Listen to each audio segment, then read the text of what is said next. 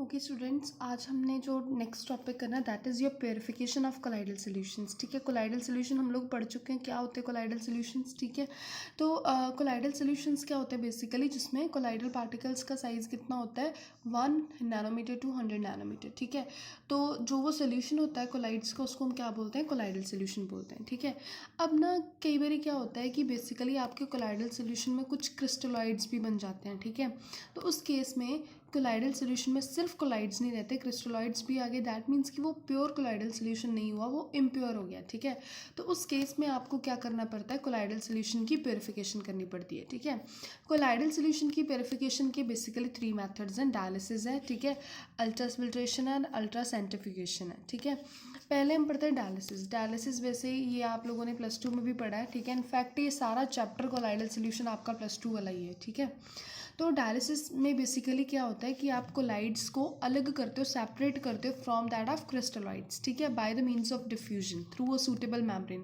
कि किसी मेम्ब्रेन की हेल्प से आप कोलाइड्स एंड क्रिस्टलॉइड्स को क्या कर देते हो, सेपरेट कर देते हो। जब कोलाइडल सॉल्यूशन में से क्रिस्टलॉइड्स निकल गए तो बचे सिर्फ कोलाइड्स, तो दैट मीन्स कि तब वो आपका क्या हो जाएगा, प्योर कोलाइडल सॉल्यूशन। और इस प्रोसेस को क्या बोलते हैं, डायलिसिस। ठीक है, इसका बेसिक जो प्रिंसिपल होता है ना वो होता है कि देखो, अब हमें पता है कि जो हमारे कोलाइडल पार्टिकल्स हैं वो मेम्ब्रेन में से पास नहीं करते, लेकिन क्रिस्टलॉइड्स जो होते हैं वो क्या कर जाते हैं, वो उसमें से पास कर जाते हैं। ठीक है, तो हमने करना क्या है बेसिकली, डायलिसिस में क्या लेना है, कोई भी मेम्ब्रेन वाला कोई मेम्ब्रेन ले ली। ठीक है, कोई एक बैग ले लिया जिसके आउटर साइड पे क्या लगी होगी, मेम्ब्रेन लगी होगी, एनिमल मेम्ब्रेन या कोई भी मेम्ब्रेन। ठीक है, उसमें आपने अपना कोलाइडल सॉल्यूशन डाल दिया। ठीक है, उसको हैंग कर दिया वाटर में। ठीक है, तो अब क्या होगा कि आपकी जो कोलाइडल पार्टिकल्स हैं वो तो मेम्ब्रेन में से बाहर नहीं आएंगे, लेकिन जो क्रिस्टलॉइड्स हैं वो क्या आ जाएंगे, मेम्ब्रेन में से बाहर आ जाएंगे। ठीक है, तो अंदर क्या बचा,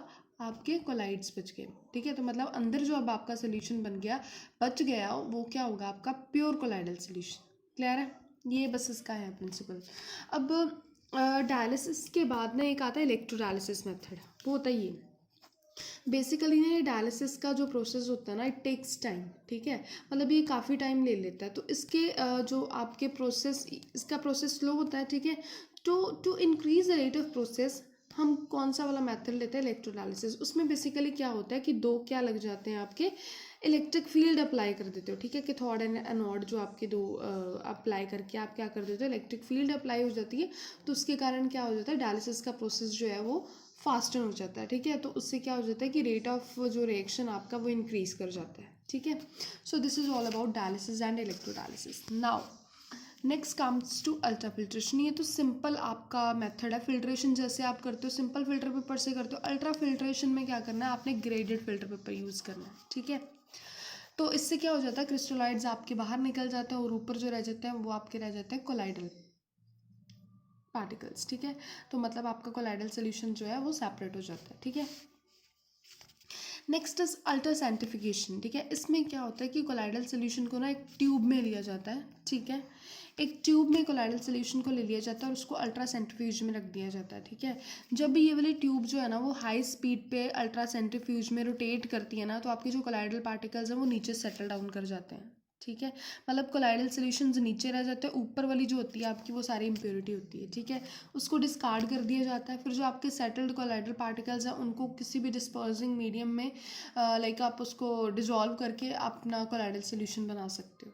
क्लियर है, so these are the basic 3 methods for the purification of colloidal solutions.